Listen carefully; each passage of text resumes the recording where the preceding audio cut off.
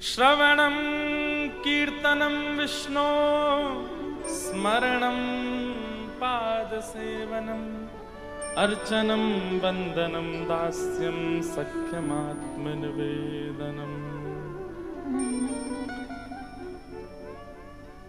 आज की जो भक्ति है वो है स्मरण भक्ति। श्री विष्णु श्रवणे परीक्षित भवत वैयासकी कीर्तने प्रहलाद स्मरणे तदांग्रि भजने लक्ष्मी प्रथु पूजने। और आज की भक्ति के आचार्य कौन है? श्री प्रहलाद जी महाराज। स्मरण भक्ति के आचार्य प्रहलाद जी महाराज, जिनके मुख से ही नवदा भक्ति का प्रवचन प्रकट हुआ है। प्रहलाद जी ही नवदा भक्ति का भाव अपने पूज्य पिताजी को सुनाते हैं। ये स्मरण भक्ति के आचार्य, बहुत ध्यान से सुनिएगा।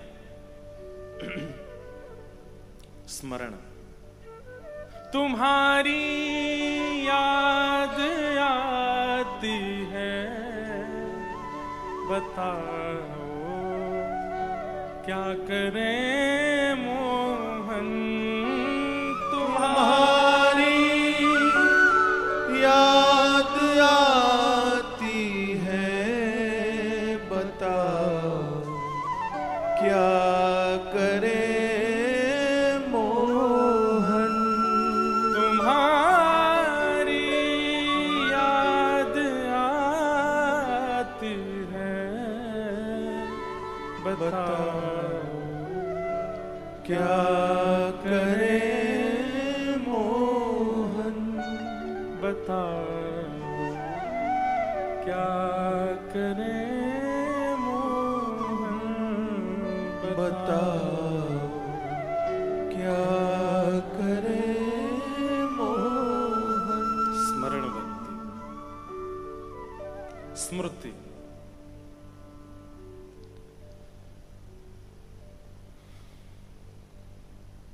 नवदा भक्ति में कुछ भक्ति ऐसी हैं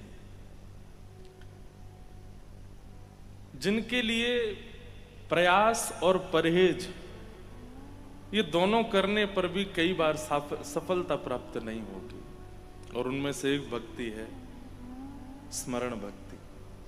परहेज भी हम बता देंगे, प्रयास भी आप कर लेना, लेकिन ये तो उनकी इच्छा से ही हो सकता है। स्मरण भक्ति के आचार्य हैं श्री प्रहलाद जी महाराज, जिन्होंने कभी ठाकुर को देखा नहीं है, लेकिन बाल्यकाल से ही अपने गर्भ में मां के जब नारद जी महाराज के प्रवचन सुने, भक्ति भाव सुने, जन्म लेते ही उनके चित्त में वो भक्ति के बीज अंकुरित हो गए। एक बात बहुत ध्यान से सुनिएगा। कल मुझे एक पत्र भी आया था, मैं उसका उत्तर नहीं दे पाया। उसमें लिखा था हमारे घर में मांस भी बनता है, हमारे माता पिता विपरीत हैं, ऐसा है, सब कुछ है। महाराज जी आप बताओ कैसे भजन बने। स्मरण भक्ति का पहला एक नियम जान लीजिए, शिकायत नहीं करनी है। ठाकुर जी से कोई शिकायत नहीं, चाहे जैसी स्थिति मिली हो। प्रहलाद जी ने कभी कोई शिकायत की हो ठाकुर जी से? नहीं, शिकायत किसी भक्त ने नहीं की। वो तो व्याज स्तुति होती है कि हम ठाकुर जी से थोड़ी, जब प्रेम बहुत कर लिया जाता है ना, तो नोक झोंक करी जाती है। अगर भक्तिमती मीराबाई का कोई ऐसा पद है जहां वो ठाकुर जी से लड़ रही हैं या शिकायत कर रही हैं, तो इसका मतलब उन्होंने पहले बहुत प्रेम किया है ठाकुर जी से, इसलिए प्रेम की एक चरम स्थिति आती है तो शिकायत नहीं, थोड़ा सा प्रेमी के साथ में थोड़ी नोक झोंक हो जाती है, और वो प्रेम का स्वरूप है। पर प्रहलाद जी ने कोई शिकायत नहीं की। हे नाथ, मैं कैसे आपको भज सकता हूं? मैं तो राक्षस हूं, मैं आपको कैसे भज सकता हूं? मेरे पिता ही विपरीत हैं, मेरे भाई विपरीत हैं, मेरा परिवार विपरीत है। प्रहलाद जी के संपूर्ण कुल खानदान में एक भी ऐसा नहीं है जिसके बगल में बैठ करके प्रहलाद जी कीर्तन कर ले। ऐसी प्रतिकूल अवस्था, ऐसी प्रतिकूल व्यवस्था, लेकिन प्रहलाद जी ने फिर भी अपना भजन नहीं छोड़ा। कभी कभी हम लोग उन पे बहुत तरस आ जाता है हमको कि अरे बताओ, इनका तो ऐसा सब परिवार कुल है, फिर भी ये भजन नहीं छोड़ते, कथा सुनना नहीं छोड़ते। श्री प्रहलाद जी महाराज को देखिए ना, कभी कोई शिकायत नहीं की उन्होंने। विपरीत अवस्था, मैं कहा करता हूं, नाविक वो अच्छा नहीं जो अनुकूल धारा में नाव चला दे, नाविक तो वो अच्छा जो प्रतिकूल धारा में नाव को संभाल ले। और श्री प्रहलाद जी उस भक्ति में। अब देखो, प्रहलाद जी से एक दो चीजें सीखिए। पहली बात, शिकायत नहीं कि ठाकुर जी आपने, मैं क्या करूं, आपने मुझे ऐसा बनाया, आपने मेरा परिवार कुल खानदान सब ऐसा कर दिया, मैं कैसे भजन करूं। नहीं, कोई शिकायत नहीं। प्रहलाद जी महाराज नित्य अपने पिताजी को प्रणाम करते हैं, नित्य अपने भाई बंधुओं को वंदन करते हैं। और भागवत जी में वर्णन है कि श्री प्रहलाद जी महाराज दानव विश्वविद्यालय पढ़ने गए, वहां जाकर के दानवी विद्या भी सीखते हैं। लेकिन इन सब के बाद भी प्रहलाद जी के चित्त पर कोई असर नहीं हुआ। चित्त तो हरि का ही है।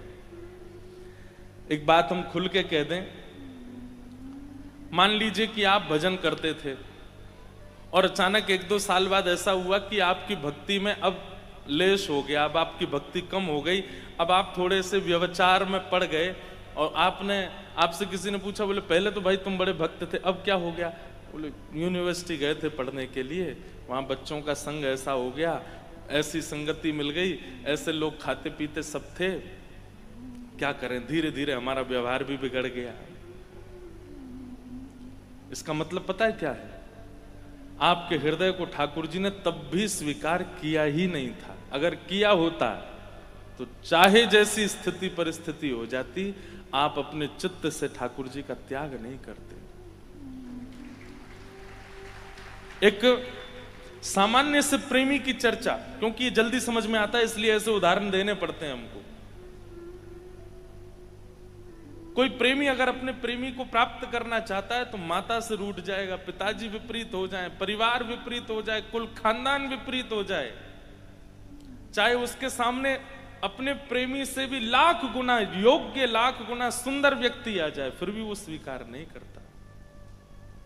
जिसको एक बार चुन चुका है वो उसी का ही रहता है, वही तो प्रेम कहा जाता है।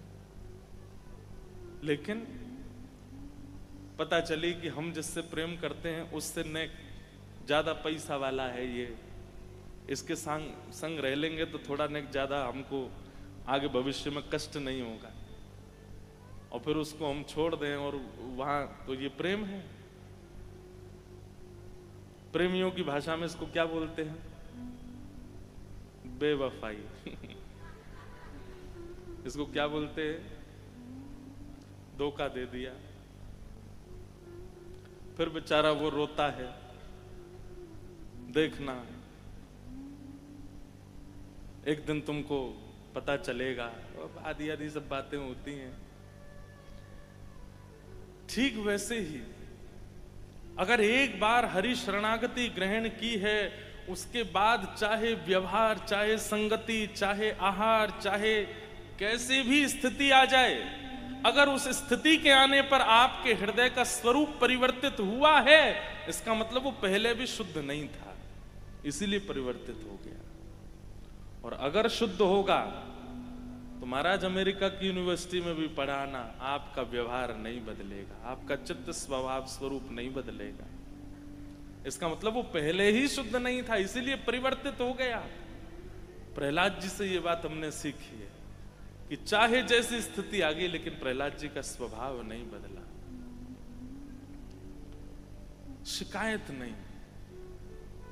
स्मरण भक्ति का पहला सूत्र है, ठाकुर जी से कोई शिकायत नहीं।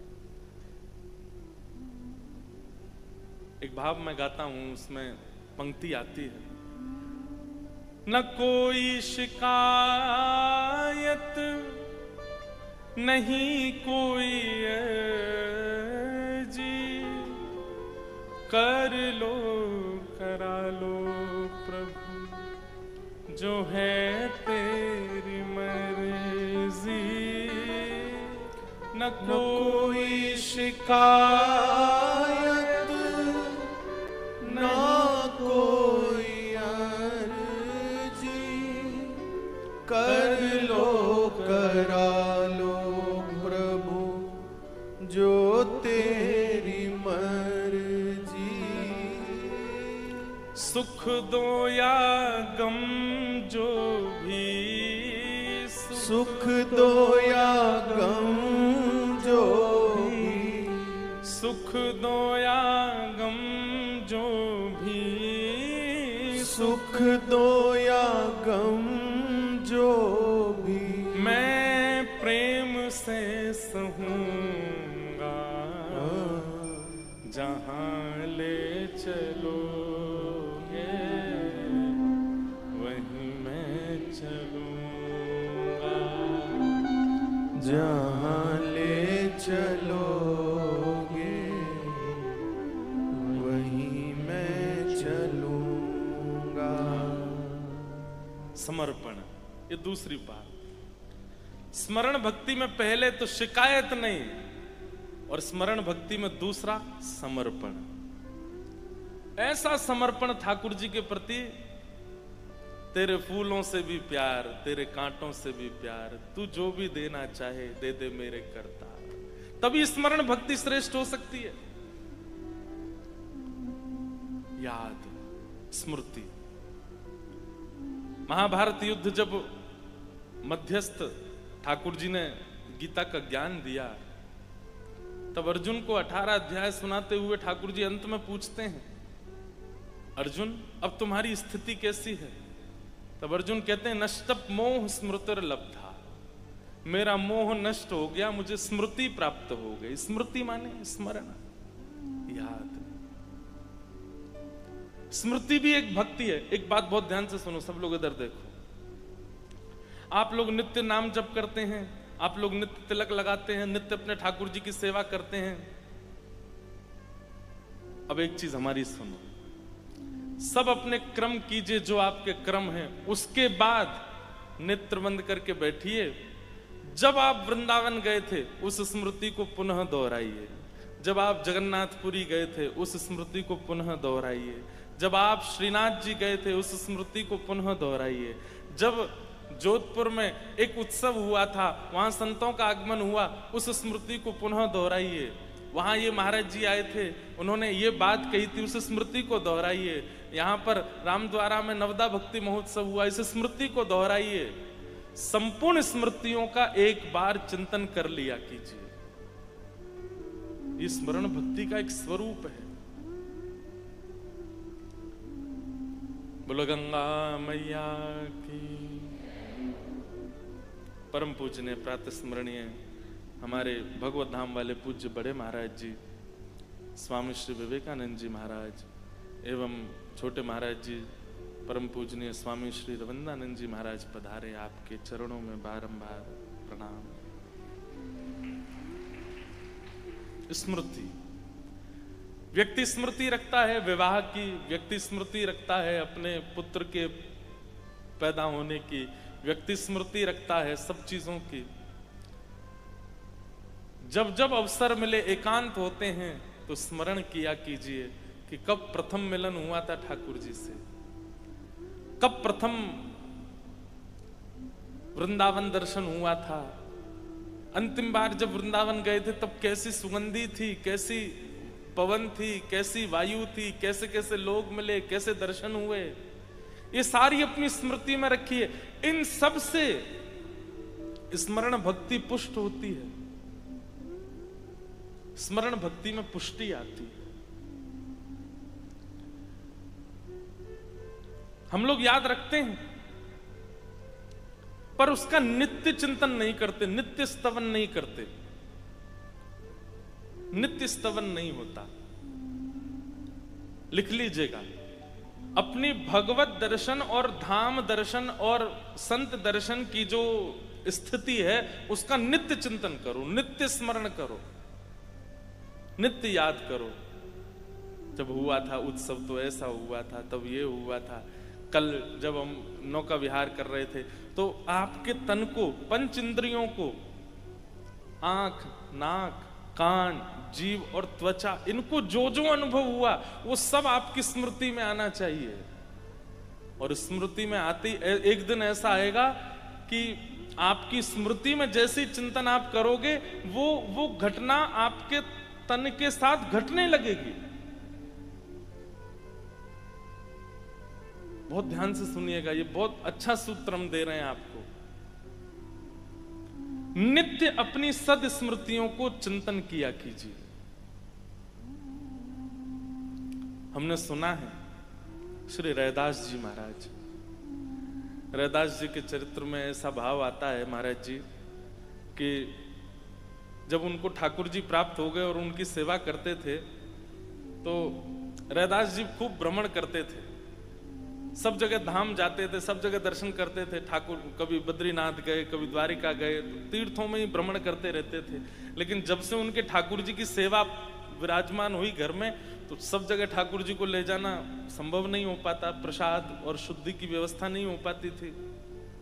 तो रैदास जी क्या करते, अपने ठाकुर जी को तैयार करते और तैयार करके मन विचार करते, जय जय आज कहाँ चलोगे घूमबे, चलो आपको बद्रीनाथ दर्शन करा लाते हैं। तो अपनी कुटिया की एक खिड़की के ऊपर लिख देते थे श्री बद्रीनाथ धाम, और अपने ठाकुर जी की चौकी उठाते, 2-4 बार बीच में घुमाते और श्री बद्रीनाथ धाम में ले जाके, ओ हो बद्रीनाथ आ गए, क्या ठंडी बिहार चल रही है ठाकुर जी, देखो बर्फीले पहाड़ चारों ओर, अलकनंदा जी बह रही हैं, कितना सुंदर लग रहा है।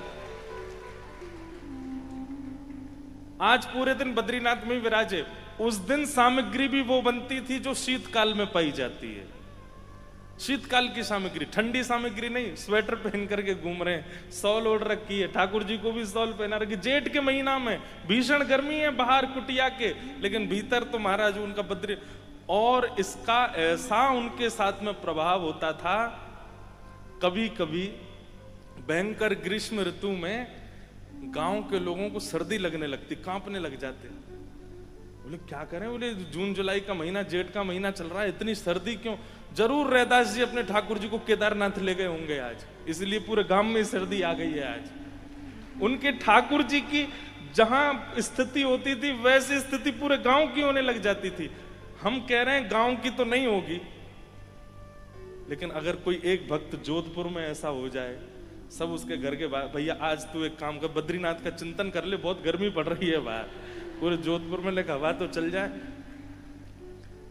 स्मृति भक्ति में, स्मरण भक्ति में ये सामर्थ्य है कि आप जो स्मरण करेंगे वो आपके तन के साथ घटने लगेगा। इसी को हमारे वृंदावन में महाराज जी मानसी भक्ति कहते हैं, जहां हमारे ब्रज के निकुंज उपासी संत वैष्णव जन नेत्रबंद करते हैं, और नेत्रबंद करते ही ध्यान करते हैं, सुंदर सघन कुंज है, यमुना जी बह रही हैं, आहा सुंदर मोगरा के इत्र डारे गए हैं रज में, खस के इत्र लगाए गए हैं रज में, ऐसी सुगंधी आ रही है। कुंज निकुंज में सुंदर मोगरा के पुष्पों से सजावट की गई है, ठाकुर जी का रत्न जटित सिंहासन विराजमान है, उस पर चंदन के छींटे पड़े हैं। प्रिया प्रियतम दोनों ऐसी पीतांबरी नीलांबरी पहन करके, पामन में नूपुर धारण करके मधुर चाल से चलते आ रहे हैं, छत्र चमर लेकर के सखियां चल रही हैं। और हमारी सेवा क्या है, बोले हमको आज ठाकुर जी ने सेवा दी है, दूर खड़े है कि पंखा जलो, हम पंखा जल रहे हैं और ठाकुर जी हमारी सेवा स्वीकार कर रहे हैं। आप निश्चित मानिए, हमारे ब्रज के जो संत मानसी सेवा में जाते हैं, जब वो चिंतन करते हैं और चिंतन करते ही उनके भाव में आता है कि यहाँ रज में आज मोगरा का इत्र है, वो जिस कक्ष में बैठे होते हैं वहां अपने आप मोगरा की सुगंधी आने लग जाती है। वो यदि विचार कर लेते हैं कि आज सुंदर आकाश में घनघोर बादल छाए हैं और रिमझिम वर्षा हो रही है, तो भले ही बाहर बादल ना हो, लेकिन उनके वस्त्रों पर, उनके मुखार बिंद पर, उनके केश पर छोटे छोटे बिंदु प्रकट हो जाते हैं, मानो जैसे सच में वर्षा हो रही हो। स्मरण भक्ति सामान्य नहीं है।